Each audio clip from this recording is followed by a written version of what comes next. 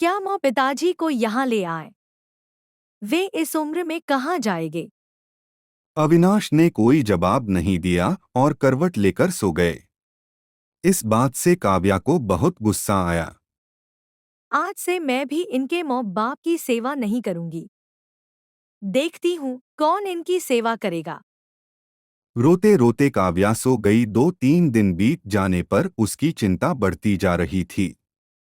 एक दिन वह सब्जी लेने के बहाने उसी मंदिर में पहुंची, लेकिन उसके माता पिता वहां नहीं थे। पंडित जी, यहाँ मेरे माता पिता उस पेड़ के नीचे बैठे थे, कई दिन से उनका कुछ पता है? तुम्हारा नाम काव्या है क्या? पंडित जी के मुंह से अपना सुनकर काव्या ने पूछा। जी हाँ, लेकिन आपको कैसे पता? तुम्हारे माता पिता ने यह पता दिया था और कहा था वे अब यहाँ रहते हैं। काव्या ने पता देखा, वह यहाँ से कुछ दूर का था। काव्या ने मंदिर के बाहर निकलकर ऑटो रिक्शा किया और उस पते पर पहुंच गई।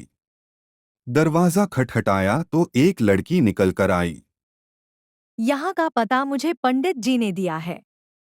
काव्या बोली। आप काव्या दीदी हो? अंदर आ जाओ। काव्या को कुछ समझ नहीं आया। वह अंदर गई तो देखा उसके माता पिता सोफे पर बैठे थे। काव्या उन्हें देखकर रोने लगी।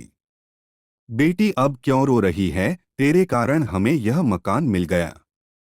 काव्या आश्चर्य से उनका चेहरा देखने लगी। लेकिन माँ, आप यहाँ कैसे और ये लड़की कौन है? तब उसकी माँ ने कहा, बेटी तुझे याद है तेरी शादी के बाद तेरी सास ने 40 लाख की डिमांड की थी। दामाद जी को बिजनेस खोलना था, इसलिए तेरे पिता ने उनकी डिमांड पूरी कर दी थी, जिससे कि तू सुखी रहे। जब तू हमसे मिलकर गई उसके अगले दिन दामाद जी आए। उन्होंने तेरे पापा के पैसे लौटा दिए, क्योंकि उन्होंने कोई बिजनेस शुरू नहीं किया था। तेरे पापा ने मना भी किया, लेकिन वे नहीं माने। उसके बाद उन्होंने प्रॉपर्टी डीलर से मिलकर 2 दिन में यह मकान खरीद दिया। साथ 5 लाख रुपए बच गए। इससे उन्होंने ये लड़की नौकरी पर रखवा दी जो हमारी केयर करेगी। लेकिन माँ, उन्होंने मुझे तो कुछ नहीं बताया। काव्या की आंखों से आंसू बह रहे थे। वह रोते हुए वहां से अपने घर आ गई। घर आकर वह सोच रही थी, अविनाश ने कभी उसके लिए आवाज नहीं उठाई, लेकिन मेरे माता पिता के लिए इतना करने कर दिया जो कि कोई सगा बेटा भी नहीं कर सकता। रात को उसने अविनाश से पूछा, आपने ऐसा क्यों किया? अगर मांझी को पता लग गया तो क्या होगा? अविनाश का जवाब सुनकर काव्या रोने लगी। अविनाश ने कहा, जैसे तुम्हारे लिए ये माता पिता हैं, वैसे ही मेरे लिए भी तो वो माता पिता हैं।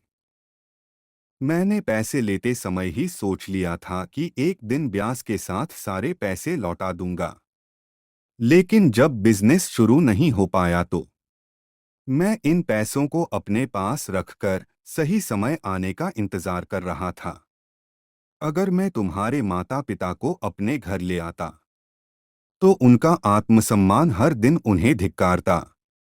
बेटी के घर वे रहना पसंद नहीं करते। वे अपमानित न हो, इसलिए मैंने ये सब किया।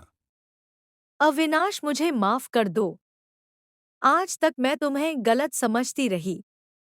तभी पीछे खड़ी सुलोचना जी बोली। तभी पीछे खड़ी सुलोचना जी बोली। बेटी, वह पैसा हमने उधार लिया था। वह तुम्हारे पिता की अमानत थी।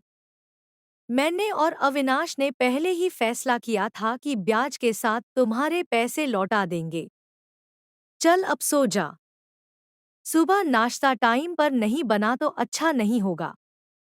उनकी बात सुनकर काव्या, अविनाश और सुलोचना जी जोर से हंसने लगे।